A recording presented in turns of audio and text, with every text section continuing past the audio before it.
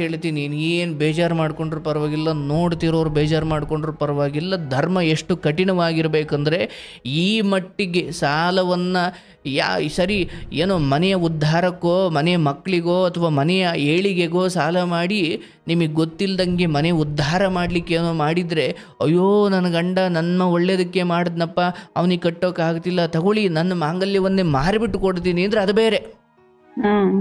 ಹಿಂಗೆ ಕುಡಿಯೋಕ್ಕೋ ಜೂಜಾಡೋಕ್ಕೋ ಇಡೀ ಮನೆಯನ್ನು ನಾಶ ಮಾಡೋ ಬುದ್ಧಿ ಇರೋ ಯಾವನೇ ಆದರೂ, ಅವನು ಏನೇ ಗಂಡು ಅಂತ ಇರಲಿ, ಯಾವನೇ ಗಂಡ ಅನ್ಸ್ಕೊಂಡವನು ಎಕ್ಕಡ ಬಿಡೋ ಜಾಗದಲ್ಲಿ ಬಿಡಬೇಕು. ಈ ಮಟ್ಟಿಗೆ ನೀವು ಕಠಿಣವಾಗದೆ ಹೋದರೆ ಯಾವನವ ಅವನು? ಒಂದು ಸಾಲ ತಗೊಂಡ್ಬಿಟ್ಟು ಅದನ್ನು ಜೂಜಾಡ್ಬಿಟ್ಟು ಅದನ್ನು ಬಂದು ಹೆಂಡತಿ ಮಕ್ಕಳನ್ನು ಬಂದು ಬ್ಯಾಂಕ್ನವರು ಮನೇಲಿ ಬಂದು ಕೂತ್ಕೊಳ್ತಾರೆ, ಮನೇಲಿ ಬಂದು ಕೇಳ್ತಾರೆ ಅಂದಾಗ ನೀವು ಪರಕೆ ತಗೊಂಡು ಆ ಬ್ಯಾಂಕರ್ ನೋಡ್ಸಾಡ ಮೊದಲು ಯಾವನಿಗೆ ಕೊಟ್ಟಿದ್ದೆ, ಯಾವಳನ್ನು ಬಂದು ಕೇಳ್ತಾ ಇದೀಯಾ ಅಂತ. ನಮಸ್ತೆನವ್ವ. ನಮಸ್ಕಾರ ರೀ. ನಮಸ್ಕಾರ. ಹೇಗಿದ್ದೀಯಾ ತಾಯಿ? ಆರಾಮಿದ್ಯಾರಿ, ನೀವು ಆರಾಮಿದ್ರಿ? ಚೆನ್ನಾಗಿದ್ದೀನವ್ವ. ಈಗ ನಿಮ್ಗೆ ಎಷ್ಟು ವಯಸ್ಸು? ಎಷ್ಟು? 35 ರೀ. ಓ, ಲೆಕ್ಕ ಹಾಕ್ತಿದ್ದೀರಾ? ಆಯ್ತು. ಊಟ ಮಾಡಿದ್ರಾ? ಊಟ ಆಗೈತ್ರಿ, ನಿಮ್ಮದ್ರಿ ಊಟ್ರಿ? ಓ ಆಯ್ತವ್ವ. ಅಪ್ಪನ ಮನೇಲಿ ಇರೋದಾ ಈಗ ನೀವು? ತಂದೆಯವ್ರ ಮನ್ಯಾಗ ಅದೇವ್ರಿ ನಾವ್ರಿ. ನೀವು ಕಾರ್ಯಕ್ರಮ ಯಾವಾಗಾದ್ರೂ ಕೇಳಿದ್ದೀರಾ? ಏನ್ ಇದ ಫಸ್ಟ್ ರೀ ನಾವ್ ಕೇಳೋದ್ರಿ. ಇದೇ ಫಸ್ಟ್? ಹ್ಞೂನ್ರಿ. ಆಯ್ತು. ಏನು ಕೇಳಬೇಕು ಅಂದ್ಕೊಂಡಿದ್ದು ಹೇಳವ, ಮನ್ಸಲ್ಲಿ ಏನು ನೋವಿದ್ರು ಹಂಚ್ಕೊಳವ. ಗಂಡ ಕುಡಿತಾನ್ರಿ, ದುಡುಕಿ ಕಡಿಮೆ ಐತ್ರಿ ನಮ್ದು ಅವ್ ಗಂಡಂದ್ರಿ. ಅಲ್ಲ ಒಂದ್ ನಿಮಿಷ, ಈಗ ಮದುವೆ ಆಗಿ ಎಷ್ಟು ವರ್ಷ ಆಯ್ತು? ಮದ್ವೆ ಆಗಿ 20 ವರ್ಷ ಆಯ್ತ್ರಿ. ಓಕೆ, 20 ವರ್ಷ ಆಯ್ತ್ರಿ ಮದ್ವೆ ಆಗಿರಿ. 20 ವರ್ಷದಿಂದನು ಹಂಗ ಬಂದಾನ್ರಿ. ಹಂಗ ಮಕ್ಕಳು ದೊಡ್ಡದವು. ಒಂದ್ ಮಗ ತಂದಿನ ಸಾಲಿ ಕಲಿಸ್ತಾನ್ರಿ, ಒಂದ್ ಮಗಳನ್ನ ತಂದಿನ ಮದ್ವಿ ಮಾಡಿ ಕೊಟ್ಟಾರಿ. ಹೌದು, ತಂದೆ ಅನ್ನೋದ್ ಏನು ಇದನ್ನ ಇಲ್ರಿ. ಅವ್ ಗಂಡ ಇದ್ದ ಅವ್ ದುಡಿಯೋದಿಲ್ಲ, ಏನು ಇಲ್ರಿ ಬಾಳ. ಅಂದ್ರೆ ಮದ್ವೆ ಆದಾಗ್ಲಿಂದ ಹಂಗೇನೆ? ಮದ್ವಿ ಆದಿಂದ ಹಂಗ ಐತ್ರಿ. ಏನ್ರ ಬಾಳ ಸಮಸ್ಯೆ ಬತ್ತಂದ್ರ ಈ ಕಡೆ ಊರಿಗೆ ಬಂದ್ ಬಿಡ್ತೇನ್ರಿ ನಾತ ನಮ್ಮ ಅಪ್ಪಾರ ಕಡೆ ರೀ. ಮತ್ತೆ ಮದುವೆ ಆದಾಗ್ಲಿಂದ ಏನು ಮನೆಗೆ ₹1 ತಂದು ಕೊಡಲ್ವಾ? ಅಷ್ಟ್ ತರ್ತಾರಿ, ಕುಡಿತಾರಿ, ಅಟ್ಟ ಕಟ್ಟಾರಿ ತರೋದು. ಇವತ್ ತಂದೆ ಅಂದ್ರ ಮುಂಜಾನೆ ಮತ್ತೊಂದ್ ನಮ್ಗ ಅಂತದೊಂದ್ ಏನ್ರ ಬಂದ್ರ ₹10 ಇರಲ್ರಿ ಮನ್ಯಾಗ. ನಿಮ್ಮ ಅತ್ತೆ ಮಾವ ಎಲ್ಲ ಸರಿ ಮಾಡಲ್ವಾ ನಿಮ್ ಗಂಡನ್ನ? ಇಲ್ರಿ, ಅವ್ರು ಬ್ಯಾರೆ ಅದೇವ್ರಿ. ನಾವು ಸಣ್ಣವನ್ ಕಡೆ ಇರ್ತಾಳ್ರಿ ಕ್ಯಾತಿ. ಇವ ಎಷ್ಟ್ ಹೇಳಿದ್ರು ಹಂಗ ಅದಾನ ಅಂತೇಳಿ ಇವನೇನು ದಾದ್ ಮಾಡೋದಿಲ್ರಿ ಅಟ್ಟೆಕಿ. ಆಯ್ತು. ಈಗ ಮಕ್ಳು ಎಷ್ಟು ಜನ? ನನಗ್ 2 ಗಂಡ್ರಿ, 1 ಹೆಣ್ರಿ. ಈಗ ಅವ್ರೆಲ್ಲಿದ್ದಾರೆ? ಒಂದ್ ಗಂಡ ಮಗ ಇಲ್ಲೇ ಅಪ್ಪಾರ ಕಡೆನ ಅದಾನ್ರಿ, ಸಾಲಿಗಿ ಇವ್ರ ಕಲಿಸ್ತಾರ್ರಿ. ಸೊ 2 ಹೆಣ್ಣು ಮಕ್ಳು ಅಲ್ಲಿದ್ದಾರೆ. ಒಂದ್ ಹೆಣ್ಣು ಹುಡುಗಿನ 6 ತಿಂಗಳಾತ್ರಿ ಲಗ್ನ ಮಾಡ್ಕೊಟ್ಟೇವ್ರಿ. ಸೊ ಈಗ ಒಬ್ಬ ಮಗ ಒಬ್ಬ ಮಗಳಿದ್ದಾರೆ. ಒಬ್ಬ ಮಗಳು ಅಲ್ಲಿ ನಿಮ್ ಗಂಡನ ಮನೇಲಿ ಇದ್ದಾರೆ, ಒಬ್ಬ ಮಗನನ್ನು ನಿಮ್ಮ ಅಪ್ಪ ಅಮ್ಮನ ಓದಿಸ್ತಿದ್ದಾರೆ. ಹ್ಞೂನ್ರಿ, ಒಂದ್ ಮಗ ಏನೈತಿ ನಾವು ಓದಿಸ್ತೇವ್ರಿ. ಮತ್ತೆ ಈಗ ಏನಕ್ಕೆ ಬಂದಿದ್ದೀ ತವ್ರ ಮನೆಗೆ? ಅದ ಕುಡಿಯೋ ಸಲಮ್ರಿ. ಬಾಳ ಕುಡಿಯೋದು ಬಿಟ್ನಂದ್ರ ಹೊಡಿತಾನ್ರಿ. ಏನ್ರ ನಾವ್ ಬುದ್ಧಿ ಮಾತ್ ಹೇಳಕ್ ಮಂದಿನ ನಮ್ಮ ಮಕ್ಕಳನ್ನೆಲ್ಲ ಹೊಲಸು ಬೇಗಳ ಬೇಯದ್ರಿ. ಅಲ್ಲವಾ, ಈಗ ಮದ್ವೆ ಆದ ದಿನದಿಂದಲೂ ಇದು ಇದ್ದಿದ್ದೀಯಲ್ವಾ, ಇದೇನು ಹೊಸದಲ್ವಲ್ಲ? ಮತ್ ಈ ಸುಧಾರ್ಸೋದೇನ್ರಿ ಅದು? ಒಟ್ಟ ನಮ್ಗ ಅದು ಸುಧಾರ್ಸಲ್ಲ. ನನಗೂ ಅದ ತಲ್ಯಾಗ ಐತ್ ನೋಡ್ರಿ. ಸಾಧ್ಯನೇ ಇಲ್ಲ ಸುಧಾರಿಸೋದಿಕ್ಕೆ. ಅವ್ನು ಸುಧಾರಿಸ್ಲಿಂದ ನೀನ್ ಅಂದುಕೊಂಡ್ರೆ ಅದು ನಿನ್ ದಡ್ಡತನ. ಅವ್ನು ಕುಡ್ದು ಕೆಟ್ಟ, ನೀನ್ ಸುಧಾರಿಸ್ತಾನೆ ಅಂತ ಭಾವಿಸಿ ಕೆಟ್ಟೆ, ಇಬ್ರು ಕೆಡ್ತೀರ. ಮುಂದಿನ ಹಾದಿ ಬೇಕಲ್ರಿ ನಮಗ. ಮುಂದಿನ ಹಾದಿ ಏನು ಇಲ್ಲವ್ವ. ಮಕ್ಕಳು ದೊಡ್ಡವರಾಗಿದ್ದಾರೆ. ಎಲ್ಲಿಗೆ ಬಂದು ಮುಂದಿನ ಹಾದಿ ಹುಡುಕೋದಲ್ಲ. ನೀನ್ ಅಲ್ಲೇ ಇದ್ದು ಅವನನ್ನ ಹೋಗಪ್ಪ, ನಿನ್ನ ಭಗವನ್ನೇ ನೋಡ್ಕೊಳ್ಳಿ, ನಿನ್ನನ್ನು ನಾನೇನು ಕೇಳೋದು ಇಲ್ಲ. ನೀನು ಅಂದರೆ ಇಷ್ಟೂ ದಿನ ಹೆಂಗೆ ನಡ್ಕೊಂಡು ಬಂತು ಹಂಗೆ ಇನ್ನೊಬ್ಬ ಮಗಳನ್ನು ದಡ ಸೇರಿಸ್ಬೇಕು ನೀನು. ನನಗೆ ಅರ್ಥವಾಗುತ್ತೆ. ಹಂಗೆ ಈಗ ಏನೋ ಬುದ್ಧಿವಾದ ಹೇಳಿದ್ರೆ ತಾನೇ ಕುಡಿಯೋದು ಅಥವಾ ಒಡೆಯೋದು ಇದೆಲ್ಲ ಮಾಡೋದು ಹೇಳಲೇಬೇಡ. ಈಗ ಮದುವೆ ಆಗಿ ಏನು 1 ವರ್ಷ 2 ವರ್ಷ ಆಗಿದೆ, ಇನ್ನೂ ಮಕ್ಕಳಾಗಿಲ್ಲ, ಅಥವಾ ಮಕ್ಕಳಾಗಿದ್ರು ಇನ್ನೂ ಚಿಕ್ಕ ಮಕ್ಕಳಪ್ಪ, ಈಗೇನು ನಿರ್ಧಾರ ತಗೊಂಡ್ಬಿಡೋಣ, ಅವನಿಂದ ದೂರ ಆಗಿಬಿಡೋಣ. ಅದು ಆ ವಯಸ್ಸಲ್ಲ, ಭಾಳ ಮುಂದೆ ಬಂದುಬಿಟ್ಟಿದೀಯ ನೀವು, ಹೌದಲ್ಲವಾ? ಹ್ಮ್ ಈಗ ನಾನು ಬೇರ್ಪಡೋದು ಅಥವಾ ಅಯ್ಯೋ ಇದೇನು ದಿಸ ಸಾಯೋರ್ಗಳವ್ರು ಯಾರು ವರ್ಷಾನುಗಟ್ಲೆಯಿಂದ ಇದು ಹಿಂಗೆ ಬಂದುಬಿಟ್ಟಿದೆ. ಅವನು ಕುಡಿಯೋದು, ಅವನು ನೀವೇನೋ ಕೇಳೋದು, ಹೊಡೆಯೋದು ಇದಿದ್ದಿದ್ದೆ. ಈಗ ಒಂದು ಮಗಳನ್ನ ಮದುವೆ ಮಾಡಿಕೊಟ್ಟಿದ್ದೀರಾ, ಇನ್ನೊಂದು ಮಗಳು ಮನೇಲಿ ಇದ್ದಾಳೆ ಅಂದಾಗ ಇದನ್ನು ತುಂಬ ಘಾಸಿ ಮಾಡ್ಲಿಕ್ಕೆ ಹೋದರೆ ಮಗಳು ಭವಿಷ್ಯದ ಮೇಲೆ ಪೆಟ್ಟು ಬೀಳುತ್ತೆ. ಹಾಗಾಗಿ ನೋಡಪ್ಪ, ನೀನು ಕುಡ್ಕೊಂಡು ಮನೇಲಿ ಮನೆ ಕತ್ತೀವಿ, ಚರಂಡಿಲಿ ಮನೆ ಕತ್ತೀವಿ, ನಿಂದ ಏನು ಮಾಡಿಕೊಡ್ತೀವಿ, ಏನಾದರೂ ಮಾಡ್ಕೊ ಹೋಗತ್ತಾಗೆ. ಆದರೆ ನಾನು ಬುದ್ಧಿ ಹೇಳಲಿಕ್ಕೆ ಹೋದಾಗ ತಾನೇ ಅವನು ನನ್ನ ಮೇಲೆ ಎಗರಿ ಬರೋದು, ಹೌದಲ್ಲವಾ? ನೀನು ಅಲ್ಲೇ ಇದ್ದು ಈಗ ಮಗನನ್ನು ಓದಿಸ್ತಿದ್ದಾರೆ ಪಾಪ, ಇದು ಇವರು ದೊಡ್ಡತನ. ಆದರೆ ಮಗ ಅಲ್ಲಿಗೆ ಒಂದು ದಿವಸ ಬಂದಾಗ ಎಲ್ಲ ಸರಿ ಹೋಗುತ್ತೆ, ಆಯ್ತಲ್ಲ? ಈಗ ಅಲ್ಲಿವರೆಗೂ ಒಬ್ಳು ತಾಯಿಯಾಗಿ, ಒಂದು ಹೆಣ್ಣುಮಗಳಾಗಿ ನಿನಗೆ ಪಾಪ ತೀರಾ ಹೊಡಿತಾನೆ ಹಂಗೇನು ಅಂದಾಗ ತವ್ರ ಮನೆ ಬೆಂಬಲ ತಗೋ, ಹೆದರಿಸು, ಪೊಲೀಸ್ ಕಂಪ್ಲೇಂಟ್ ಕೊಡು, ಆ ಥರದ್ದೇನೋ ಮಾಡು. ಆದರೆ ಅಲ್ಲಿಂದ ಇಲ್ಲಿಗೆ ಒಂದು ಕೂತ್ಕೊಳ್ಳೋ ವಯಸ್ಸು ನಿಂದಲ್ಲ. ಅಥವಾ ಮದುವೆ ಆಗಿ ಇನ್ನೂ ಏನು 1-2 ವರ್ಷ ಮಾತ್ರ ಆಗಿದೆ ಅಂತೇಳಿ. ಎಷ್ಟು ವರ್ಷ ಆಯ್ತವ ಮದುವೆ ಆಗಿ? 20 ವರ್ಷ ಆಯ್ತಲ್ಲ. ಹಾಂ, 20 ವರ್ಷ ಆದಮೇಲೂ ಈ ಥರದ್ದೇನು ಇರಲಿ. ಅಲ್ಲಿ ಇರ್ರಿ, ನಾವ್ ಉಪವಾಸ ಒನ್ನೆಸ್ ಬಿದ್ರ ನಮ್ ತಂದಿನ ಕೊಟ್ಟು ನಡೆಸ್ತಾನ್ರಿ ನಮಗ್ ಹೊಟ್ಟಿಗ್ರಿ. ಅದೇ ಈಗ ಅದನ್ನೇ ಹೇಳ್ತೀನಪ್ಪ, ಅದು ಅವ್ರು ದೊಡ್ಡತನ. ಹಾಗಂತ ನೀನು ಅದನ್ನ ತುಂಬ ಬೆಳೆಸ್ಕೊಳಂಗಿಲ್ಲ. ಅಪ್ಪನೇ ಯಾವತ್ತೋ ಒಂದು ದಿವಸ ಇದೇನಮ್ಮ ಇಷ್ಟೆಲ್ಲ ನಡೆದ್ರು ನಮಗೆ ಹೇಳೇ ಇಲ್ಲ ಅನ್ಬೇಕು. ಒಂದು ಹೆಣ್ಮಗಳಾಗಿ ನೀನು ಅಷ್ಟು ಸೀಕ್ರೆಟ್ ಕಾಯ್ಕೊಬೇಕು. ತೀರಾ ಪ್ರಾಣ ಹೋಗೋ ಸ್ಥಿತಿ ಬಂದಾಗ ಅಪ್ಪನಿಗೆ ಹೇಳೋದು, ಇವ್ರ ಸಹಾಯ ತಗೊಳ್ಳೋದು ಬೇರೆ. ಈಗ ಮದುವೆ ಮಾಡಿಕೊಟ್ಟಿದ್ದು ಒಂದು, ನಿನ್ನ ಮಗನ ಬೇರೆ ಸಾಕ್ತಿದ್ದಾರೆ, ಇನ್ನು ಎಷ್ಟು ನೋಡ್ತಾರವ? ಈಗ ನಿನ್ನ ಮನೆಯಲ್ಲೂ ಏನು ತಿನ್ನೋ ಕುಣ್ಣಕ್ಕೇನು ಕೊರತೆ ಇಲ್ಲ, ಗಂಡನ ಮನೇಲಿ, ಹೌದಲ್ಲ? ಇದೆಯಾ? ಇಲ್ರಿ, ಏನೂ ಇಲ್ಲ. ದುಡ್ದಾಗ ನಮ್ದು ಹೊಟ್ರಿ, ದಿನ ಕೂಲಿ ಕೆಲಸ ಮಾಡ್ತೇವ್ರಿ. ಏನು ಮಾಡೋಕ್ಕಾಗಲ್ಲವ, ಅಂತವನ್ನ ಕಟ್ಕೊಂಡಿದ್ದಿ. ಈಗ ವಿಷಯ ಇರುವುದಿಷ್ಟೇ, ಇವನು ಬದಲಾಗ್ತಾನ? ನಾನೇ ಹೇಳ್ತೀನಿ, ಅವನು ಬದಲಾಗಲ್ಲ. ಇವನಿಗೆ ಯಾರಾದ್ರೂ ಬುದ್ಧಿ ಕಲಿಸ್ತಾರ? ಬುದ್ಧಿ ಕಲಿಸೋಕೆ ಯಾರ ಕೈಲೂ ಆಗಲ್ಲ. ಮತ್ತೆ ಇದು ಹೆಂಗೆ? ಇವನ ವಿಚಾರದಲ್ಲಿ ನೀನು ಏನೂ ಪ್ರಶ್ನೆ ಮಾಡ್ಲಿಕ್ಕೆ ಹೋಗ್ಬೇಡ. ನೀನು ಪ್ರಶ್ನೆ ಮಾಡಿದ್ರಿಂದ ಸರಿ ಹೋಗೋದಾದ್ರೆ ಕಳೆದ 20 ವರ್ಷದ ಹಿಂದೆಲೇ ಸರಿ ಹೋಗಿರೋದು. ಇದು ಸರಿ ಹೋಗ್ಲಿಕ್ಕೆ ಇದು ಕಾಲದ ಹೊಡೆತವೇ ಬೀಳಬೇಕು. ಇಲ್ಲ ಕುಡ್ದು ಯಾವುದೋ ರೋಗ ಬಂದು ಮಲ್ಕೊಂಡಾಗ ಬಾರ್ ಹತ್ರಕ್ಕೆ ಹೋಗ್ಲಿಕ್ಕೆ ಆಗಲ್ವಲ್ಲ, ಅವಾಗ ನೀನು ಹೇಳ್ದಂಗೆ ಕೇಳ್ತಾನ ಅಷ್ಟೇ. ಏನೋ ಒಂದು ಆಕ್ಸಿಡೆಂಟ್ ಆಗಬೇಕು, ಇಲ್ಲ ಕುಡ್ದೇನೋ ಆಗಬೇಕು, ಇಲ್ಲ ಇನ್ನೇನೋ ರೋಗ ಬರಬೇಕು ಅಂದರೆ ಕಾಲದ ಹೊಡೆತ, ಭಗವಂತನ ಹೊಡೆತ ಬೀಳೋವರೆಗೂ ಮನುಷ್ಯರಾಗ ನೀವು ಸರಿ ಮಾಡ್ಲಿಕ್ಕೆ ಇದು ಸಾಧ್ಯನೇ ಇಲ್ಲ. ಅವ್ರ ಅಪ್ಪ ಅಮ್ಮಂಗೆ ಆಗಿಲ್ಲ, ನೀನೇನು ಮಾಡ್ತೀಯವ? ಹಾಗಾಗಿ ನೀನೇನು ಅಂದ್ಕೊಳ್ಬೇಕು, ಭಗವಂತ ಪರಮೇಶ್ವರ ನನಗೆ ಗಂಡನ ಜೊತೆ ಸುಖ ಅಂತ ಕೊಟ್ಟಿರೋದೇ ಇಷ್ಟು. ಏನಿದ್ರು ನಾನೀಗ ಗಂಡನ ಮನೆಯಲ್ಲಿ ಅಂದರೆ ಕೊಟ್ಟ ಮನೆಯಲ್ಲೇ ಉಳಿಬೇಕು.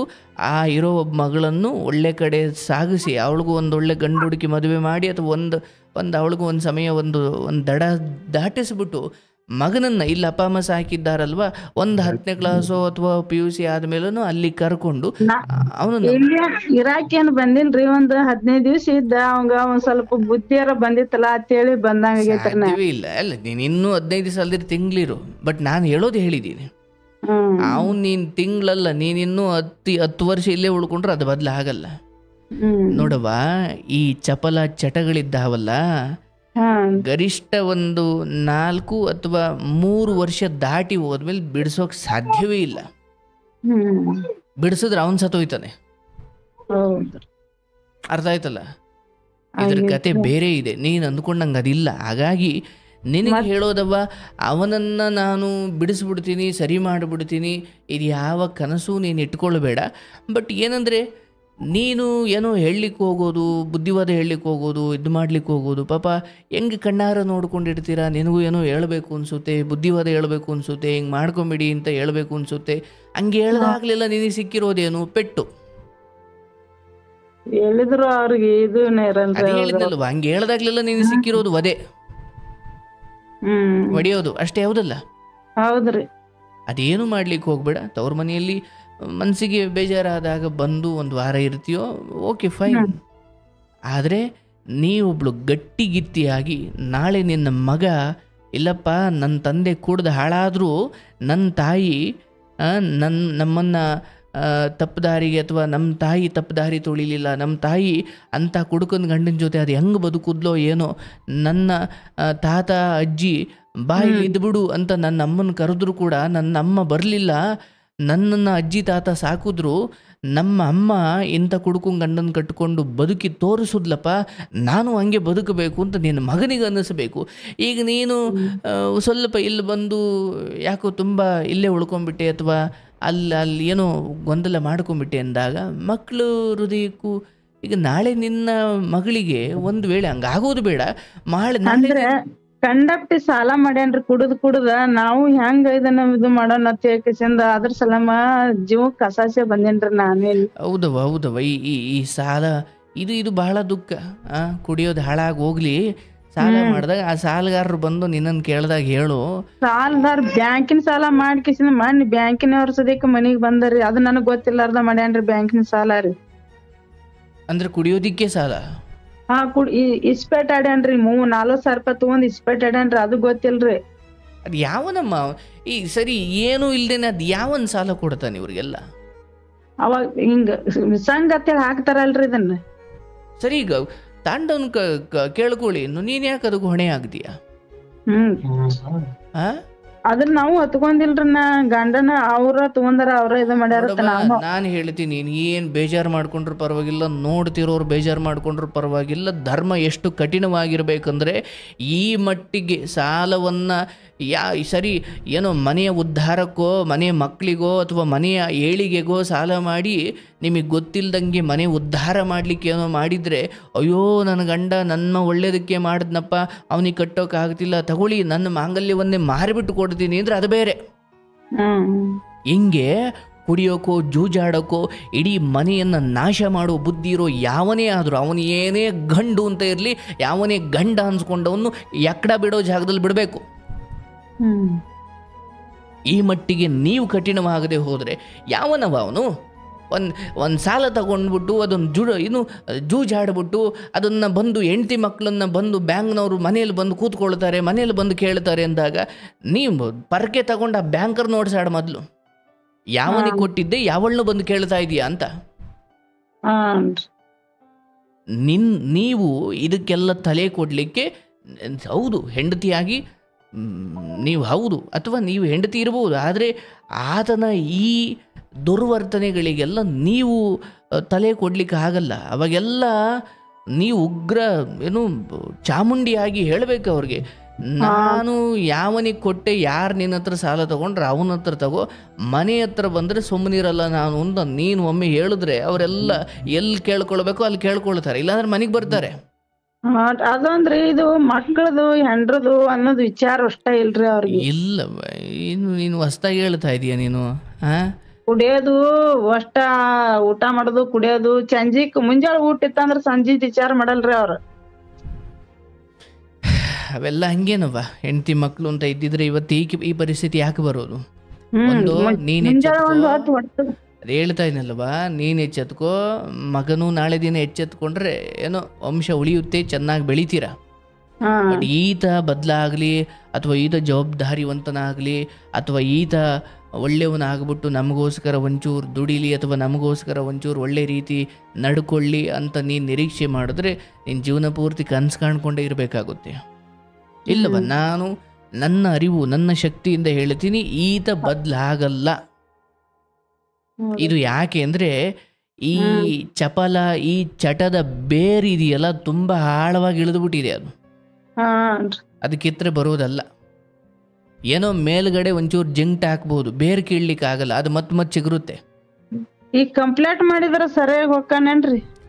ನೀನು ಕಂಪ್ಲೇಂಟ್ ಮಾಡ್ಲಿಕ್ಕೆ ಸದ್ಯಕ್ಕೆ ಹೋಗ್ಬೇಡ, ಬಟ್ ಬ್ಯಾಂಕ್ದವ್ರದ್ದು ಅತಿ ಆಯಿತು, ಅವನು ಯಾರೋ ಮಾಡಿದ್ದು ಬಂದು ಸಾಲ ಎಲ್ಲೋ ಮಾಡಿದ್ದನ್ನು ಬಂದು ನಿನಗೆ ಪೀಡಿಸ್ತಾರೆ ಅಂದಾಗ ಅವರಿಬ್ಬರ ಮೇಲೂ ಕಂಪ್ಲೇಂಟ್ ಕೊಡು.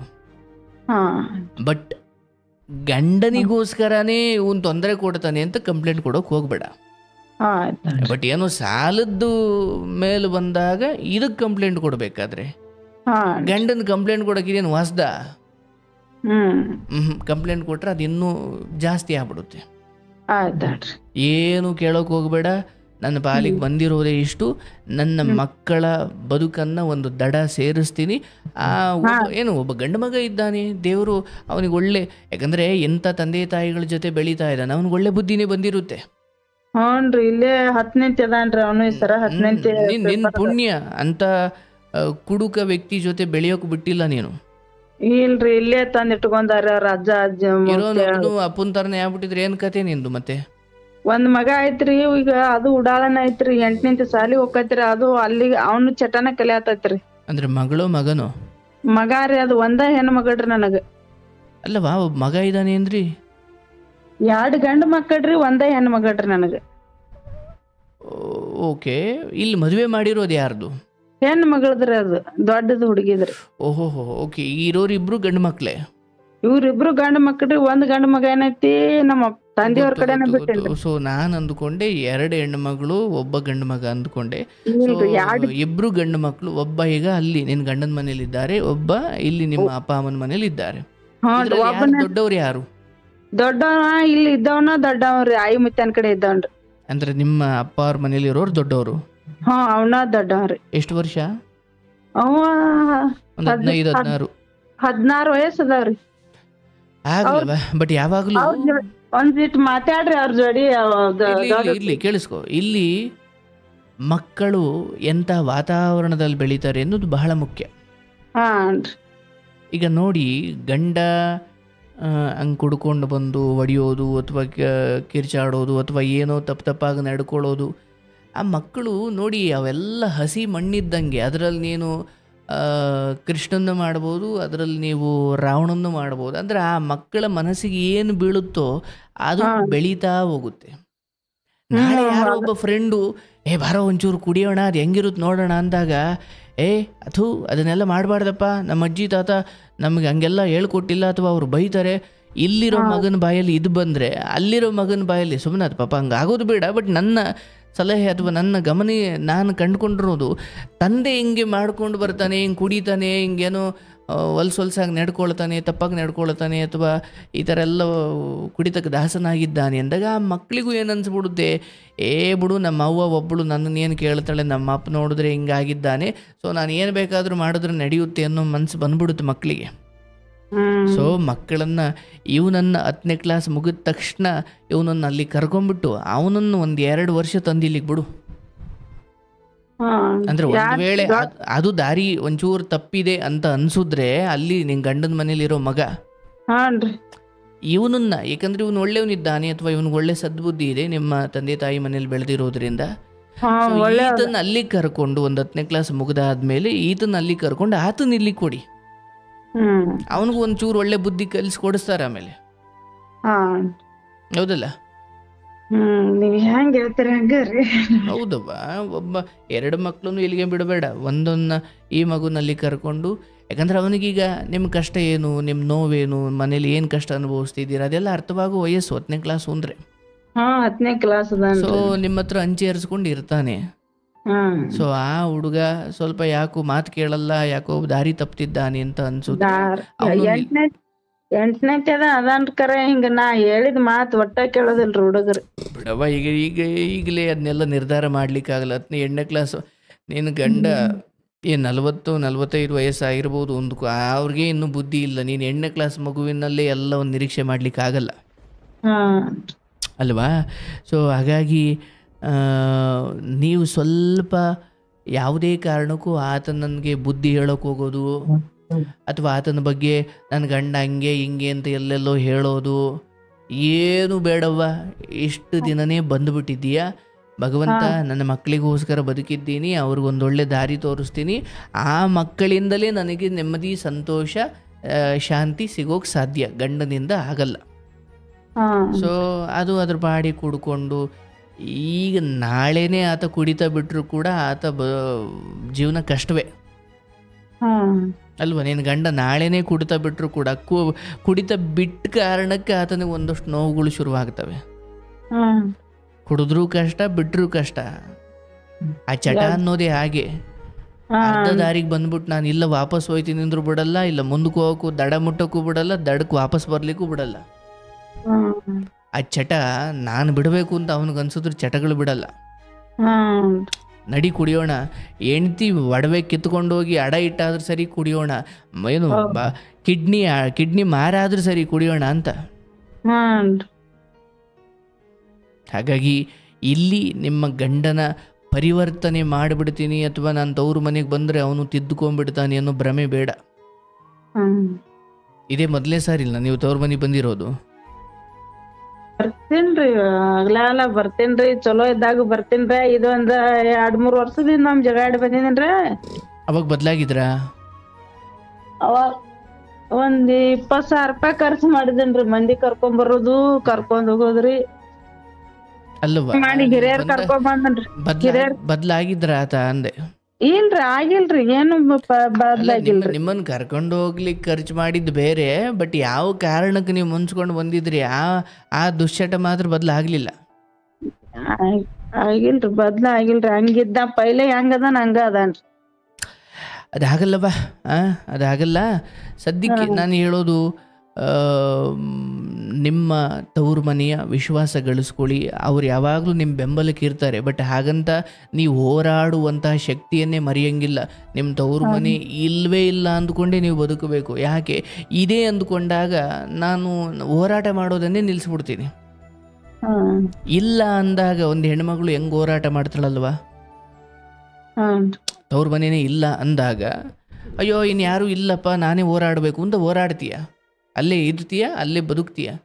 ಅಯ್ಯೋ ಬಿಡು ಹೆಂಗೋ ತವ್ರ ಮನೆ ಇದೆ ಅಂದಾಗ ಎಲ್ಲವನ್ನು ಇವ್ರಿಗೆ ಹೇಳೋಕೆ ಶುರು ಮಾಡ್ತೀಯ. ಯಾರಿಗೂ ಹೇಳಬೇಡವ್ವ, ಆಯಿತಾ? ನಿನ್ನ ಶಕ್ತಿ, ನೀವು ಒಂದು ಮಗುವನ್ನು ಸಾಕೊಂಡು ನೀವು ಸಂಸಾರವನ್ನು ನಿಭಾಯಿಸೋ ಶಕ್ತಿ ನಿಮಗೆ ಇದ್ದೇ ಇದೆ. ಗಂಡನ ವಿಚಾರದಲ್ಲಿ ಹೆಚ್ಚು ಸರಿ ಮಾಡಿಬಿಡ್ತೀನಿ, ನಾನು ಇಲ್ಲಿಗೆ ಬಂದರೆ ಸರಿ ಹೋಗ್ಬಿಡ್ತಾರೆ, ಹಂಗೆ ಹಿಂಗೆ ಏನು ಕನಸು ಕಾಣಬೇಡ. ಅದು ಸರಿ ಹೋಗಲ್ಲ.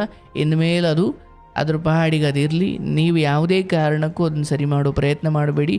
ಮಗನನ್ನು ಸ್ವಲ್ಪ ಹತೋಟಿಗೆ ತಂದುಕೊಂಡು, ಸೊ ಇಲ್ಲಿರೋ ಮಗ ಮತ್ತು ಅಲ್ಲಿರೋ ಮಗ ಇಬ್ಬರು ಕೂಡ ನಿನ್ನ ಬದುಕಿಗೆ ಆಸರೆ ಆಗ್ತಾರೆ. ಭಯ ಬೇಡ, ಅವರಿಂದ ಏನು ಕೆಟ್ಟದ್ದಾಗಲ್ಲ ಅಥವಾ ಅವ್ರ ದಾರಿ ತಪ್ಪಲ್ಲ. ನಿನ್ನ ಮಕ್ಕಳಿಂದ ನೀನು ನೆಮ್ಮದಿ ಕಾಣ್ತೀಯ.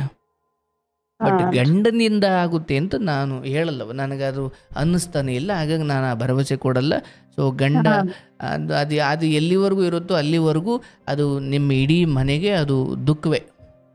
ದುಃಖನ್ಯಾಗ ಅದೇ ಬಿಡ್ರಿ. ಅಂದ್ ಹೋಗಿ ನೋಡ್ರಿ, ಅಂದಿಂದ ದುಃಖನ್ಯಾಗ ಅದೇನ್ರಿ. ದುಃಖವೇ, ಅದು ಇರೋವರೆಗೂ ದುಃಖವೇ. ಹಾಗಂತ ಹೋಗ್ಬಿಡ್ಲಿ ಅಂತ ಅಲ್ಲ, ಅದು ಭಗವಂತನ ಇಚ್ಛೆ. ಒಮ್ಮೊಮ್ಮೆ ತಾಯಿ ತಂದಿಗೆ ಬೈತೀನ್ರಿ, ಸಿಟ್ಟಿಗೆ ರೀ ಅಂತ. ಅದೆಲ್ಲ ಮಾಡಬಾರ್ದು. 20 ವರ್ಷ ಆಗ್ಬಿಟ್ಟಿದೆ ಸಂಸಾರದಲ್ಲಿ. ಈಗ ನೀವೇ ತಾಯಿ ಸ್ಥಾನಕ್ಕೆ ಬಂದಾಗ ಕೆಲವೊಮ್ಮೆ ಹಂಗಾಗುತ್ತೆ. ಈಗ ನಿನ್ನ ತಂದೆ ತಾಯಿ ಏನೇ ಇದ್ರು ಅಲ್ಲೇ ಸಾಯು, ಇಲ್ಲಿಗೆ ಬಂದ್ಗಿಂದಿ ಅಂತ ಏನು ಹೇಳಿಲ್ಲ. ನೀನು ಬಂದಾಗ್ಲೆಲ್ಲ ಆಸರೆ ಮಾಡಿದ್ದಾರಲ್ಲವ, ಏನು ಅಂದಿಲ್ರಿ ಅವ್ರೇನ್ರಿ. ಹಾಗಾಗಿ ಎಷ್ಟೋ ಜನ ಇವತ್ತು ನಾನು ನೋಡ್ತೀನಲ್ವ ಕಾರ್ಯಕ್ರಮ ಕೊಟ್ಬಿಡ್ತಾರೆ, ಆಮೇಲೆ ಏನೋ ಕೆಟ್ಟದ್ದಾದಾಗ ಆ ಕಡೆ ತಿರುಗೂ ನೋಡಲ್ಲ. ನಾವು ಇರೋರ 3 ಮಂದಿ, ನಾವಿಬ್ರು ಅಕ್ಕ ತಂಗಿಯರು, ಒಬ್ಬ ತಾಮ್ರಿ. ನೋಡಿ ಪಾಪ ತಮ್ಮ ನಿಮಗೋಸ್ಕರ ಕರೆ ಮಾಡಿ ಮಾತನಾಡ್ತಿದ್ದಾರೆ. ಇರ್ಲವ್ವ, ನಿನ್ನ ಬದುಕಲ್ಲಿ ನಿನ್ನ ಮಕ್ಕಳಿಂದ ನಿನಗೆ ನೆಮ್ಮದಿ ಸಿಗಲಿ, ಇದು ನನ್ನ ಹಾರೈಕೆ. ಗಂಡನಿಂದ ನೀನು ಬುದ್ಧಿ ಹೇಳಕ್ಕೆ ಹೋಗಿ ಒಡಿಸ್ಕೊಳ್ಳೋದು ಬೇಡ. ಆದರೆ ಆತ ಮಾಡೋ ಸಾಲ, ಆತ ಮಾಡೋ ಹೊರಗಡೆ ಎಡವಟ್ಟುಗಳಿಗೆ ನೀವು ಹೊಣೆ ಆಗಬಾರ್ದು. ಆತನಿಗೆ 3 ಹೊತ್ತು ಊಟ ಇಕ್ಕೋದನ್ನು ಮರಿಬೇಡ. ಆದರೆ ಆತನ ಹೊರಗಿನ ಸಾಲ, ಹೊರಗಿನ ಅನ್ಯಾಯ, ಹೊರಗಿನ ತಪ್ಪುಗಳಿಗೆ ನೀನು ತಲೆ ಕೊಡಬಾರ್ದು. ಅದು ಏನಾದರೂ ಮನೆ ಹತ್ರ ಹುಡುಕೊಂಡು ಬಂದರೆ ಅದನ್ನ ಹಂಗೆ ಒದ್ದು ಓಡಿಸ್ತಾ ಇರಬೇಕು. ಯಾವ್ರ ಹತ್ರ ಸಾಲ ಕೊಟ್ಟರೆ ಅವನ್ನೇ ಕೇಳ್ಕೊಳ್ಳಿ, ನನ್ನ ಹತ್ರ ಬರಬೇಡಿ ಅಂತ. ಗಂಡನಿಗೆ ನೀವು ಒಳಗಡೆ ಆಶ್ರಯ ಕೊಡ್ತೀರಾ, ಆತ ಮಲಗ್ತಾನೆ, ತಿಂತಾನೆ, ಕೂರ್ತಾನೆ, ಅದು ಬೇರೆ. ಆದರೂ ಲಾಭ ಬರ್ದೇ ಹೋದ್ರೂ ಪರವಾಗಿಲ್ಲ, ನಷ್ಟ ಅಂತೂ ಆಗಬಾರ್ದಲ್ಲ. ನೋಡಪ್ಪ, ನೀನು ದುಡ್ದಾಗ್ತಿದ್ರು ಪರವಾಗಿಲ್ಲ, ಆದರೆ ನಷ್ಟ ಆಗೋ ಥರದ್ದೇನು ಮಾಡಂಗಿಲ್ಲ ನೀನು. ಹಾಗಾಗಿ ಯಾರೋ ಸಾಲ ಕೇಳ್ಕೊಂಬಂದ್ಬಿಟ್ರು, ಯಾರೋ ಹಂಗೆ ಬಂದ್ಬಿಟ್ರು, ಹಿಂಗೆ ಬಂದ್ಬಿಟ್ರು ಅಂತ ನೀವು ಹೆದರ್ಕೊಳ್ಳೋದು ಬೇಡ. ಅಥವಾ ಅದಕ್ಕೆ ಉತ್ತರ ಹೆಂಗೆ ಕೊಡಬೇಕು ಅಂದರೆ, ಅವ್ನು ನಾಳೆಯಿಂದ ಸಾಲ ಕೊಡೋಕ್ಕೆ ಬ್ಯಾಂಕ್ನವರೆಲ್ಲ ಹೆದರಬೇಕು. ಇಲ್ಲಪ್ಪ, ಅವನಿಗೆ ಸಾಲ ಕೊಟ್ರೆ ಅವ್ನ ಹೆಂಡತಿ ಬಿಡಲ್ಲ ನಮ್ಮನ್ನು, ಅಥವಾ ಅವ್ನ ಹೆಂಡತಿ ಅಲ್ಲಿ ಮನೆ ತಕ್ಕ ಹೋದರೆ ಅವಳು ನಮ್ಮನ್ನು ಬಿಡಲ್ಲ ಅನ್ನೋ ಥರ ಇರಬೇಕು ಅವ್ರಿಗೆಲ್ಲ. ಎಲ್ಲಿವರೆಗೂ ಕುಡಿಯೋಕೆ ಸಾಲ ಕೊಡೋರು ಇರ್ತಾರೆ, ಅಥವಾ ಕೇಳಿದಾಗಲೆಲ್ಲ ಸಾಲ ಕೊಡೋಕೆ ಯಾಕೆ, ಏನು, ಎತ್ತ, ಈತ ಸಂಸಾರಕ್ಕೆ ಒಳ್ಳೆಯವನಾಗಿದ್ದಾನ ಇಲ್ಲ ಕುಡುಕನಾಗಿದ್ದಾನ, ಇವನಿಗೆ ಸಾಲ ಕೊಟ್ಟರೆ ವಾಪಸ್ ಬರುತ್ತಾ, ಇದು ಯಾವುದೂ ಇಲ್ಲದೆ ಅವನು ಹೆಂಗೆ ಕೊಡ್ತಾನೆ ಸಾಲ? ಮತ್ತೆ ಅದಕ್ಕೆ ನೀನು ಹೊಣೆ ಅಲ್ಲ. ಅದಕ್ಕೆ ಅಂತಾರಿಗೆ ಸಾಲ ಮೊದಲು ಕೊಡ್ತಾರೆ ಕುಡುಕರಿ. ಹಂಗೆ ಆಯ್ತು. ಸಾಲ ಮೊದಲು ಇನ್ನ ನಾವು ಉಪವಾಸ ಬಿದ್ದೇವ್ ಅಂದ್ರು, ಒಂದು ಸಂತಿಗ್ರ ಹಾಕಿಲ್ಲ ಅಂದ್ರು ಯಾರು ಕೊಡಲ್ರಿ, ಅಂದ್ ಕುಡುಕರಿಗೆ ಮೊದಲು ಕೊಡ್ತಾರ್ರಿ. ಹಂಗೇನಪ್ಪ, ಕಾಲ ಹಂಗಾಗ್ಬಿಟ್ಟಿದೆ. ಹುಡುಗರಿಗೆ ಎಲ್ಲಿ ಬೇಕಾದ್ರೂ ದುಡ್ಡು ಹುಟ್ಟುತ್ತಂತೆ, ಅದು ಒಂದು ಅಂತ. ಆಮೇಲೆ ಮನೆ ಮಕ್ಕಳೇ ಅವ್ರಿಗೆ ಗೌರವ ಕೊಡಲ್ಲ, ಸಾಲ ಕೊಡೋದು ಬಿಟ್ಬಿಡಿ, ಗೌರವನೇ ಕೊಡಲ್ಲ ಮನೆ ಮಕ್ಕಳೇ. ಅದು ಹಂಗೆ ಎಲ್ಲ ತೋಳಲ್ಲಿ ಶಕ್ತಿ ಇದ್ದ ಕಾಲದಲ್ಲಿ, ಜೇಬಲ್ ದುಡ್ಡಿದ್ದ ಕಾಲದಲ್ಲಿ, ಸ್ವಲ್ಪ ಜನಗಳ ಹತ್ರ ನಂಬಿಕೆ ಉಳಿಸ್ಕೊಂಡಿದ್ದ ಕಾಲದಲ್ಲಿ ಅದನ್ನು ಕೆಡಿಸ್ಕೊಳ್ಳೋಕೆ ಏನೇನು ಮಾಡಬೇಕು ಮಾಡ್ತಾರೆ. ಬಟ್ ಹೋಗ್ತಾ ಹೋಗ್ತಾ ಹೋಗ್ತಾ ಹೋಗ್ತಾ ನಂಬಿಕೆಗಳು ಹಾಳಾಗ್ತವೆ, ದುಡ್ಡು ಖಾಲಿ ಆಗುತ್ತೆ, ತೋಳಲ್ಲಿ ಶಕ್ತಿ ಕಡಿಮೆ ಆಗುತ್ತೆ, ಆವಾಗ ನಾಯಿ ಪಾಡ್ತಾರೆ. ಹಿಂಗೆ ಇರಲ್ಲ ಕಾಲ. ಹಾಗಾಗಿ ಇಷ್ಟು ಮಾಡವ, ನಿಂತವ್ರ ಮನೆ ಏನೋ ಇನ್ನೊಂದು 4 ದಿವಸ ಇರ್ತೀಯ, ಏನು ತೊಂದರೆ ಇಲ್ಲ. ಬಟ್ ಆತ ಬದಲಾವಣೆ ಆಗ್ತಾನೆ ಅನ್ನೋದೆಲ್ಲ ಸುಳ್ಳು. ಅಲ್ಲಿ ಹೋಗಿ ದಿಟ್ಟತನವಾಗಿ ಬದುಕು, ಮಕ್ಕಳು ನಿನಗೆ ಒಳ್ಳೆಯವರಾಗೇ ಇರ್ತಾರೆ, ಒಳ್ಳೆ ರೀತಿಯಲ್ಲಿ ನಿನಗೆ ಅವ್ರ ಸಂತೋಷವನ್ನು ನೆಮ್ಮದಿಯನ್ನು ಕೊಡ್ತಾರೆ. ಗಂಡನಿಂದ ಯಾವುದೇ ನಿರೀಕ್ಷೆ ಮಾಡಬೇಡ, ದೂಷಿಸ್ತಾ ಕೂರಬೇಡ ಬದುಕನ್ನು. ಬಂದು 2 ಗಂಡು ಮಕ್ಕಳಿದ್ದಾರೆ, ಅದು ನಿನ್ನ ಪಾಲಿನ ಭಾಗ್ಯ ಅಂದ್ಕೋ. ಪಾಪ ಎಷ್ಟೋ ಹೆಣ್ಮಕ್ಳಿಗೆ ಗಂಡ ಕುಡುಕ, ಓಲಿ ಮಕ್ಳಿಗೋಸ್ಕರ ಬದುಕನ ಅಂದ್ರೆ ಮಕ್ಕಳು ಇಲ್ಲ. ಏನ್ ನಮ್ಮ ಮಕ್ಳ ಆಸೆದಿಂದಾನ 20 ವರ್ಷ ಹಿಂಗ ಜೀವನ ಮಾಡ್ಯಾವ್ರಿ ಅವ್ನ ಜೋಡಿರಿ. ಅವು ಹಂಗ ಬಂದೈತೇಳಿ ಇರೋಲಕತ್ತೆ ಜೀವನ ಮಾಡಿದ್ರು ಹಿಂದ್ ತಿಳ್ದಾನ ನಾ ತಿಳ್ದಾನ ಅಂದ್ರು ಅವ್ ಎದ್ರಾಗು ಏನು ಫರ್ಕ ಇಲ್ರಿ. ಇರ್ಲಿವಾ, ಒಳ್ಳೆ ತವರು ಮನೆ ಇದೆ, ಭಗವಂತ ನಿನಗೆ ಆ ರೀತಿಯಲ್ಲಿ ವರ ಅದು ಆ ಮಗುನ್ ಸಾಕ್ತಿದ್ದಾರೆ, ಅವ್ರಿಗೆ ಕೃತಜ್ಞಳಾಗಿರು. ಅದಕ್ ಮಗಳ ಬಡತನ ಐತೆ ಕೇಳ್ಕಸಿಂದ 10ನೇ ತಕ 10 ವರ್ಷ ಆಯ್ತ್ರಿ ಮೊಮ್ಮಗನ್ ಇಲ್ಲೇ ಇಟ್ಕೊಂಡಾರಿ ಅವ್ರು. ಹೌದು ಹೌದು ಹೌದು ಹೌದು. ಬಡತನ ಐತೆ ಕೊಟ್ಟು ನಡೆಸ್ತಾರಿ. ಜೋಳ ಸುದಕ್ಕೆ ಇಲ್ಲಿ ಹೋದು ಕೊಂಡ ಜೋಳದ ಸುದಕ್ಕೆ ನನಗ್ ತಂದು ಒಗಿತಾರ. ನೋಡಪ್ಪ, ಅದೆಲ್ಲ ಅವರ ಹೃದಯವಂತಿಕೆ. ಭಗವಂತ ಅವ್ರ ಮನೆಯನ್ನು ಸಮೃದ್ಧವಾಗಿಡ್ಲಿ. ಯಾವ ಹೆಣ್ಣು ಮಗಳ ಕಣ್ಣೀರಿನ ಸಮಯದಲ್ಲಿ ಬಾರವಾ ನನ್ನ ಮನೆಯಲ್ಲಿ ನಿನಗೆ ಆಶ್ರಯ ಇದೆ ಅಥವಾ ನಾವೆಲ್ಲ ಇದ್ದೀವಿ ಅಂತ ಯಾವ ತವ್ರ ಮನೆ ಹೇಳುತ್ತೋ ಆ ತವ್ರ ಮನೆ ಸಮೃದ್ಧವಾಗಿರಬೇಕು. ನನ್ನ ಹಾರೈಕೆ ನಿನ್ನ ತಮ್ಮ ಅಥವಾ ಅವನ ಬದುಕು ಎಲ್ಲವೂ ಚೆನ್ನಾಗಾಗಲಿ. ನಿಮ್ಮಂಥ ಅಂದರೆ ಹೆಸರಲ್ಲೂ ನೀವು ಹೆಣ್ಮಗಳಾಗಿ ನಿಮ್ಮಂಥವರ ಆಶೀರ್ವಾದ ಆರೈಕೆಗಳು ಮನೆಗೆ ಇದ್ದುಬಿಟ್ರೆ ಅದಕ್ಕೆ ಆ ಮನೆ ಕೆರೆ ದಂಡೆ ಮೇಲಿನ ಗರಿಕೆ ಹುಲ್ಲಿನ ಹಾಗೆ ಸದಾ ಹಸರಾಗಿರಬೇಕು. ಕೆರೆಯಲ್ಲಿ ಎಲ್ಲಿವರೆಗೂ ನೀರಿರುತ್ತೋ ಅಲ್ಲಿವರೆಗೂ ದಡದಲ್ಲಿರೋ ಗರಿಕೆಗಳೆಲ್ಲ ಹಸರಾಗೇ ಇರ್ತವೆ. ಕೆರೆಯಲ್ಲಿ ನೀರು ಖಾಲಿ ಆದರೆ ಗರಿಕೆನೂ ಒಣಗೋಯ್ತವೆ. ಹಂಗೆ ಆ ಮನೆಗೆ ನೆಮ್ಮದಿ ಸಂತೋಷ ಅವೆಲ್ಲ ಕೆರೆಯಲ್ಲಿ ನೀರಿದ್ದಂಗೆ. ನೀರಿದ್ದರೆ ಇವ್ರ ಮನಸ್ಸುಗಳು ಎಲ್ಲ ನೆಮ್ಮದಿಯಾಗಿರ್ತವೆ, ಗರಿಕೆ ಹಸರಾಗಿದ್ದಂಗೆ ಸದಾ ಹಸರಾಗಿರ್ತವೆ. ಅವ್ರ ಮನೆಗೆ ಒಳ್ಳೇದಾಗಲಿ, ನಿಮಗೂ ಒಳ್ಳೇದಾಗಲಿ. ಈ ಮಗು 10ನೇ ಕ್ಲಾಸ್ ಮುಗಿದಾದ್ಮೇಲೆ ಅಲ್ಲಿಗೆ ಕರ್ಕೊ, ಆ ಮಗು ಅಂತಂದು ಇಲ್ಲಿಗೆ ಬಿಡು. ಈ ಮಗುವಿಗೆ ಸ್ವಲ್ಪ ಅಂದರೆ ಇಲ್ಲಿಂದ ಕರ್ಕೊಂಡು ಹೋಗ್ತೀಯಲ್ಲ, ಆ ಮಗುವಿಗೆ ಎಲ್ಲ ಚೆನ್ನಾಗಿ ಅರ್ಥವಾಗುತ್ತೆ. ಆತ ನಿನಗೆ ಧೈರ್ಯದ ರೀತಿಯಲ್ಲಿ ಜೊತೆ ಇರ್ತಾನೆ. ಒಳ್ಳೇದಾಗ್ಲವಾ, ಶುಭವಾಗಲಿ. ಒಳ್ಳೇದಾಗಲಿ ತಾಯಿ.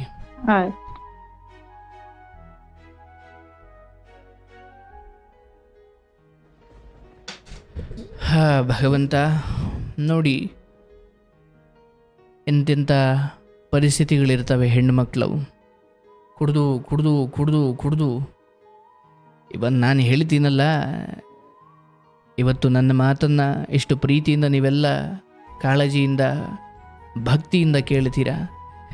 ನನ್ನಂತ ನನಗೂ ಕೂಡ ಇದೇ ಪರಿಸ್ಥಿತಿಯನ್ನು ಎದುರಿಸಿ ನಾನು ಬಂದಿದ್ದೀನಿ.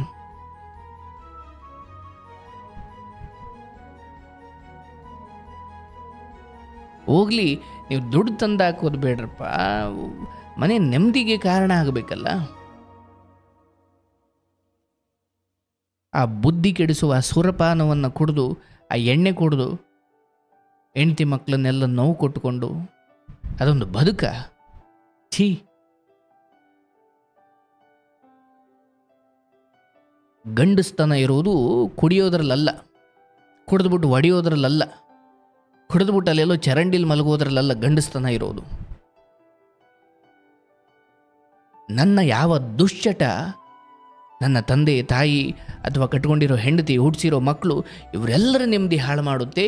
ಮತ್ತು ನನ್ನ ಯಾವ ದುಶ್ಚಟ ನನ್ನ ಕಷ್ಟಪಟ್ಟು ದುಡಿದ ಆ ಹಣವನ್ನು ವ್ಯರ್ಥ ಮಾಡುವ ಹಾಗೆ ನನ್ನನ್ನು ಪ್ರೇರೇಪಿಸುತ್ತೆ. ಆ ದುಶ್ಚಟಕ್ಕೋಸ್ಕರ ನನ್ನ ಮನೆಯ ನೆಮ್ಮದಿ ಹಾಳಾಗುತ್ತಾ?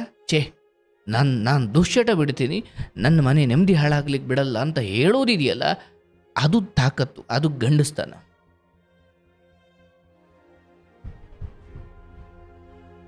ಧರ್ಮ ಅಷ್ಟು ಕಠಿಣವಾಗದೆ ಹೋದರೆ ಕೆಲವರನ್ನು ತಿದ್ದಲಿಕ್ಕಾಗಲ್ಲ. ಕ್ಷಮಿಸಿ, ನಾನು ಎಲ್ಲಿ ಕಠಿಣವಾಗಬೇಕು, ನಾನು ಅಲ್ಲಿ ತುಂಬ ಮೃದುವಾಗಿ ಹೇಳೋ ಬುದ್ಧಿ ನನಗೆ ಇಲ್ಲವೇ ಇಲ್ಲ. ಎಲ್ಲಿ ಯಾರನ್ನು ಮೆಟ್ಟು ಬಿಡೋ ಜಾಗದಲ್ಲಿ ಬಿಡಬೇಕು, ಎಲ್ಲರಿಗೂ ಕೂಡ ಭಗವಂತನ ಅನುಗ್ರಹ, ಎಲ್ಲರೂ ಕೂಡ ಭಗವಂತನ ಸೃಷ್ಟಿಯೇ ಹೌದು. ಆದರೆ ಒಬ್ಬ ದುಷ್ಟ ಸ್ವಭಾವದ ಮನುಷ್ಯನಿಂದ ಅನೇಕರಿಗೆ ತೊಂದರೆ ಆಗ್ತಿದೆ ಅಂದರೆ ಅವನನ್ನು ತಿದ್ದೋಕು ನೋಡಬೇಕು, ಸಮಾಧಾನವಾಗಿ ಹೇಳಬೇಕು, ಅವನಿಗೆ ನಾನು ತಿದ್ದಬೇಕು. ಯಾವುದೂ ಆಗ್ತಿಲ್ಲ, ಅವನು ಬಿಡ್ತಿಲ್ಲ ಅಂದಾಗ ಎಕ್ಕಡ ಬಿಡೋ ಜಾಗದಲ್ಲಿ ಬಿಟ್ಟುಬಿಟ್ಟು ಉಳಿದವರನ್ನು ಕಾಪಾಡಿಕೊಳ್ಬೇಕು. ಇಡೀ ಮಹಾಭಾರತ ಅದನ್ನೇ ಹೇಳ್ತಾ ಇರೋದು.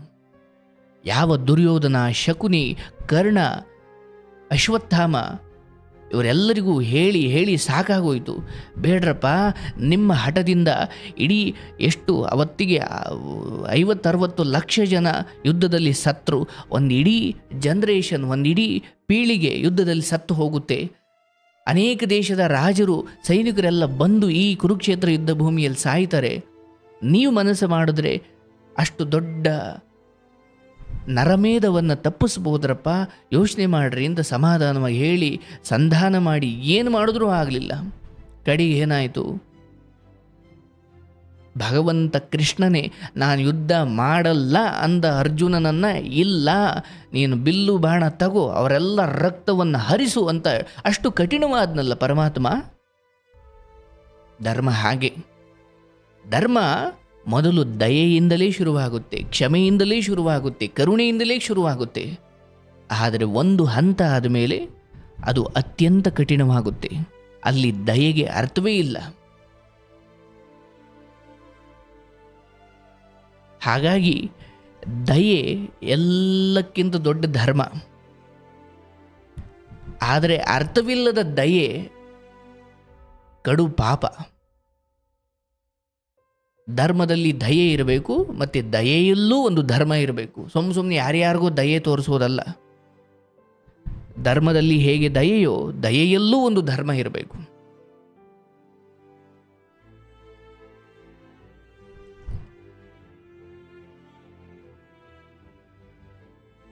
ನಾವೆಲ್ಲರೂ ಆ ದಯೆಯನ್ನು ಪಾಲನೆ ಮಾಡಬೇಕು. ಆದರೆ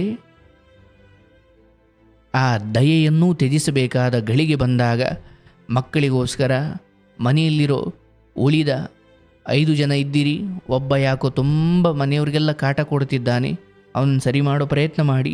ಆದರೆ ಒಬ್ಬನಿಂದ 4 ಜನ ಯಾವಾಗಲೂ ಕಣ್ಣೀರಲ್ಲಿ ಕೈ ತೊಳಿಬೇಕಾಗಿದೆ ಎಂದಾಗ ಒಬ್ಬನನ್ನು ಸೈಡ್ಗಿರಿಸಿ, ಒಬ್ಬನನ್ನು ಮೂಲೆಗುಂಪು ಮಾಡಿ ಇನ್ನು 4 ಜನರ ನೆಮ್ಮದಿಯನ್ನು ಕಾಪಾಡಿಕೊಳ್ಬೇಕಾಗಿರೋದೇ ಧರ್ಮ. ಹಾಗಾಗಿ ಹೆಣ್ಣು ಮಕ್ಕಳಿಗೆ ನಾನು ಹೇಳೋದು, ಆಯ್ಕೆ ಮಾಡಬೇಕಾದ್ರೆ ಸರಿಯಾದವರನ್ನು ಆಯ್ಕೆ ಮಾಡ್ಕೊಳ್ಳಿ. ಇಲ್ಲ ಹಂಗೂ ಏನೋ ಹಣೆ ಬರ ಮಧ್ಯದಲ್ಲಿ ಹಿಂಗೆ ಆಯಿತು ಅಂದಾಗ ತಿದ್ದೋ ಪ್ರಯತ್ನ ಮಾಡಿ. ಒಮ್ಮೆಲೆ ಬಿಟ್ಟು ಹೋಗೋದು, ಒಮ್ಮೆಲೆ ಡೈವರ್ಸ್ ಕೊಡೋದು ಅದೆಲ್ಲ ಮಾಡಬೇಡಿ. ತಿದ್ದೋ ಪ್ರಯತ್ನ ಮಾಡಬೇಕು. ಇಲ್ಲ ಅದು ಆಗ್ತಾನೇ ಇಲ್ಲ ಅಂದಾಗ ಮಕ್ಕಳಿಗೋಸ್ಕರ ಅವ್ರನ್ನ ಸೈಡಲ್ಲಿ ಇಟ್ಬಿಟ್ಟು ಮಕ್ಕಳಿಗೋಸ್ಕರ ಬದುಕ್ತಾ ಹೋಗಬೇಕು. ಆಗಲವಾ, ಒಳ್ಳೆಯದಾಗಲಿ, ನಿನ್ನ ಮಕ್ಕಳಿಂದ ನಿನಗೆ ನೆಮ್ಮದಿ ಸಿಗಲಿ. ಆ ಕುಡ್ಕೊಂಡು ಓಡಾಡ್ತಿರೋ ಗಂಡನಿಗೆ ಭಗವಂತ ಒಳ್ಳೆ ಬುದ್ಧಿ ಕೊಡಲಿ. ತನ್ನ ಹೆಂಡತಿ, ಮಕ್ಕಳು, ತನ್ನ ಸಂಸಾರ, ಅಯ್ಯೋ ಅಪ್ಪ ಅಮ್ಮನಿಗೆಲ್ಲ ನಾನು ಬೈತೀನಲ್ಲಪ್ಪ, ನನಗೆ ಭಗವಂತ ಒಳ್ಳೇದು ಮಾಡ್ತಾನ, ನಾನು ನರಕ ಅನುಭವಿಸ್ಬೇಕಾಗುತ್ತಲ್ಲಪ್ಪ ಜನ್ಮ ಜನ್ಮಕ್ಕೂ ಅಂತ ಅರಿವಾಗಿ ಅವರು ತಿದ್ದುಕೊಂಡು ಒಳ್ಳೆ ಮನುಷ್ಯರಾಗಲಿ. ಒಳ್ಳೆಯದಾಗಲಿ, ಶುಭವಾಗಲಿ.